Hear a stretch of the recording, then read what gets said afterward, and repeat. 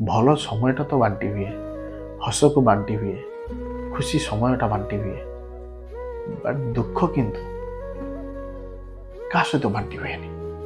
ନା ବାପା ମା ଭାଇ ବନ୍ଧୁ ସାଙ୍ଗସାଥି କିଏ ବି ନୁହଁ, ସେଟା ଜଣଙ୍କ ସହିତ ବାଣ୍ଟି ହୁଏ, ସେ ହେଲା ନିଜେ। ଦୁଃଖ କଷ୍ଟ ଟାଇମ୍ ସେ ନିଜ ସହିତ ଛଡ଼ା ଆଉ କାହା ସହିତ ବାଣ୍ଟି ହୁଏ ନାହିଁ।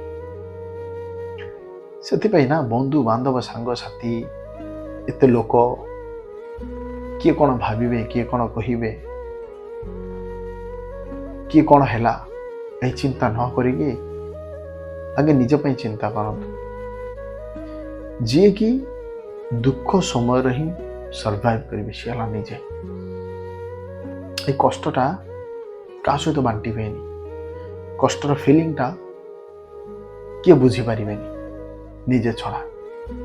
ସେଥିପାଇଁ ଆଗେ ସବୁଠୁ ବଡ଼ ଦୁନିଆକୁ ଛାଡ଼ିକି ନିଜକୁ ବୁଝିବାକୁ ଚେଷ୍ଟା କର, ନହେଲେ ଲାଇଫ୍ର এই ଖୁସିକୁ ବାଣ୍ଟିବା ଚକ୍କରରେ ନିଜ ଲାଇଫ୍ର ଅରିଜିନାଲ ଖୁସି ହିଁ ହଜେଇ ଦେବ।